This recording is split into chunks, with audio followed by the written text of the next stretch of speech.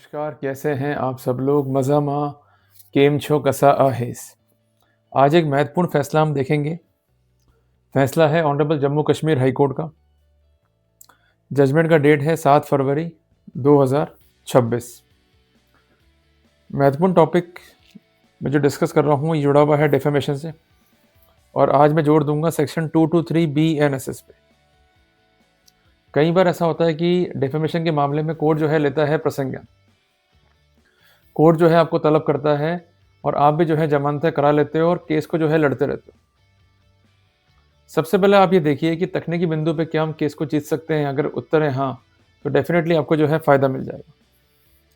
जो केस मैं डिस्कस करूंगा इसमें स्टे दिया गया कंसेंट आरोपी को, और कोर्ट ने माना कि सेक्शन 223 BNSS का इंटरवेंशन बनता है, more specifically in cases of defamation. सबसे पहले हम लोग समझते हैं क्या कहता है सेक्शन 223 BNSS, फिर हम आएंगे अन्य तकनीकी बिंदु पे। देखिए, अगर आप पढ़ेंगे BNSS को तो उसमें सेक्शन 223 जो है एक महत्वपूर्ण प्रोविजन है, जो कि पार्ट एंड पार्सल है चैप्टर नंबर 16 का। जब मजिस्ट्रेट प्रसंज्ञान लेता है परिवाद पे तो उसे करना क्या है, उसके लिए गाइडलाइंस जो है यहाँ पर दी गई है। गाइडलाइंस ये कहती है कि अगर मजिस्ट्रेट लेता है प्रसंज्ञान किसी परिवाद पे तो उसको एग्जामिन करना होगा ऑन ओथ। ये आप जो है नोट डाउन कर लीजिए, ऑन एफिडेविट नहीं है। किसे एग्जामिन करना होगा? परिवादी को। और इसके अलावा अदर विटनेसेस जो कि उसने प्रोड्यूस किए हैं उनको भी जो है एग्जामिन करना होगा। जब वो दिलाएगा मजिस्ट्रेट तो ऐसे सिनेरियो में जो कुछ भी बयान दिए जाएंगे उन्हें जो है रिकॉर्ड किया जाएगा। इसे हम कहते हैं reduce the statement in writing. और जो कंसेंट स्टेटमेंट है उसको साइन करेगा परिवादी, और जो विटनेस अपने बयान देंगे उसको साइन करेंगे विटनेस, और इसके अलावा कंसेंट बयान को साइन करेगा मजिस्ट्रेट। पर प्रसंज्ञान लेने से पहले मजिस्ट्रेट का ये कर्तव्य है, वर्ड है shall, to accord the opportunity of being heard to the consent prospective accused. अगर ये कंप्लाइंसेस नहीं की जाती है तो एंटायर प्रोसीडिंग क्या होंगी? अपने आप में इलीगल। क्लियर हो गया अपने को? तो ये महत्वपूर्ण लीगल प्रोविजन है, इसका जो है विशेष ध्यान रखिएगा। तो अगर आपके केस में कोर्ट ने जो है प्रसंज्ञान लिया है और केस जो है डिफेमेशन का है और कंप्लाइंसेस नहीं हुआ है सेक्शन 223 BNSS का, तो वहां पर हम जो है फायदा ले सकते हैं। इसके अलावा एक महत्वपूर्ण प्रावधान है सेक्शन 225 BNSS, जो ये कहता है कि अगर कोई व्यक्ति विशेष जो कि आरोपी है वो निवास कर रहा है beyond the jurisdiction of the honourable court, तो वहां पर प्रसंज्ञान लेने से पूर्व कोर्ट को लोकल इंक्वायरी जो है करनी होगी इनिशिएट। अगर ऐसा नहीं करता है कोर्ट तो वहां पर अपने को जो है फायदा इसका मिल जाएगा। और महत्वपूर्ण बात ये ध्यान रखिएगा कि जब भी आप केस को एग्जामिन करें और केस को जो है आप डिफेंड करते हैं तो सबसे पहले अश्योर कीजिएगा कि एलिगेशंस स्पेसिफिक है या नहीं है।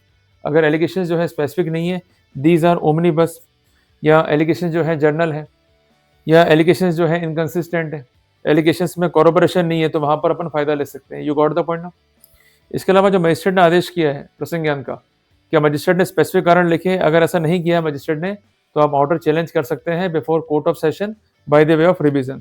इसके अलावा जिन मटेरियल के आधार पर ये कहा गया है कि कंसर्न जो व्यक्ति विशेष है उसकी मानहानि हुई है, क्या वो मटेरियल जो है प्रोड्यूस हुआ है या नहीं हुआ है कोर्ट में? अगर वो विदहेल्ड हुआ है तो वहां पर जो है फायदा मिल जाएगा। इसी प्रकार अगर एलिगेशन है कंसर्निंग द पर्चिंग और publishing of defamatory material by using the electronic devices, तो ऐसे सिनेरियो में जो इलेक्ट्रॉनिक एविडेंस है वो प्रोड्यूस हुई है या नहीं हुई है as per the protocol of section 63 of BSA। अगर ऐसा नहीं हुआ है तो फायदा मिल जाएगा।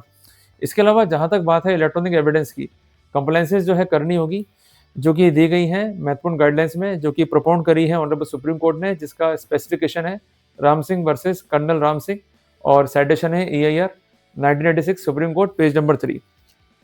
कई बार ऐसा था कि अखबार में जो है छपता है डिफेमेटरी मटेरियल, तो जो कंसर्न अखबार का एडिटर इन चीफ है उसको पार्टी बनाना होगा। कई बार हम ऐसी गलतियां कर बैठते हैं कि कंसर्न जो पक्षकार है उसको पार्टी नहीं बनाते हैं, हम किसे बनाते हैं? पक्षकार अखबार को या कंपनी को या कंसर्न MD को या CEO को। ये जो है आवश्यक पक्षकार नहीं है। और कई ऐसे ऑब्जर्वेशन हैं ऑनरेबल कोर्ट के जहां ये कहा गया है कि allegations must be specific. Specific involvement जो है दिखाना होगा कि क्या रोल था अक्यूज का इन टेलीकास्टिंग और in broadcasting of the allegation against the complainant. अगर इस तरह के स्पेसिफिकेशंस नहीं है रिकॉर्ड पे तो वहां पर हम जो है फायदा ले सकते हैं। और सबसे महत्वपूर्ण बात, जब भी आप लोग लड़ाई लड़ते हो ना, तो आपकी लड़ाइयाँ होती है सिर्फ फैक्चुअल पॉइंट पे। हमेशा कानून को जो है पढ़िए। कानून क्या कहता है डिफेमेशन का, कि जो कोई भी by words either spoken or intend to be read by sign or by visible representation makes or publish in any manner any imputation concerning any person, जिससे उसकी इमेज पे जो है हार्म हो, या कंसर्न व्यक्ति विशेष जो है जानता है या उसको रीजन टू बिलीव है कि इस तरह के इम्प्यूटेशन से डेफिनेटली हार्म होगी कंसर्न परिवादी की इमेज, तो वहां पर केस बनेगा डिफेमेशन का, अदरवाइज केस नहीं बनेगा डिफेमेशन का। क्लियर हो गया अपने को? तो हमें कानून भी पढ़ना है, जो फैक्ट्स है उनको भी देखना है, और जो कानून है उसके लाइट में जो कंसर्न फैक्ट्स हैं वो वायलेशन इंडिकेट कर पा रहे हैं या नहीं कर पा रहे हैं। अगर वो नहीं कर पा रहे हैं, फायदा मिल जाएगा। एक बात ध्यान रखिएगा कि अगर आपराधिक मामला दर्ज हुआ है कंसर्न डिफेमेशन, तो वहां पर दायित्व जो है कंसर्न परिवादी का है to prove the case beyond reasonable doubt. अगर जनरल एलिगेशन है, सामान्य एलिगेशन है, तो कोर्ट को वहां पर सम्मन तक नहीं करना चाहिए अक्यूज को। अगर कोर्ट ने गलती करी है तो जो कानूनी बिंदु मैंने आपको बताए उसके लाइट में हम जो है बेनिफिट ले सकते हैं। तो कुल मिलाकर के दो महत्वपूर्ण फैसले हैं। एक तो है जम्मू कश्मीर हाईकोर्ट का दिनांक 7 फरवरी 26 का, और दूसरा है गुवाहाटी हाईकोर्ट का दिनांक 4 फरवरी 26 का। ये दोनों इंपॉर्टेंट है, इनका जो है सदैव ध्यान रखिएगा whenever you are going to fight for the case of defamation. तो कुल मिला के तकनीकी बिंदु पर इफेक्टिवली केस को हम फाइट कर सकते हैं। तो इसी योजना के साथ जो है हमें आगे बढ़ना चाहिए। जल्दी मिलेंगे एक नए टॉपिक के साथ। टिल देन, जय राम जी की।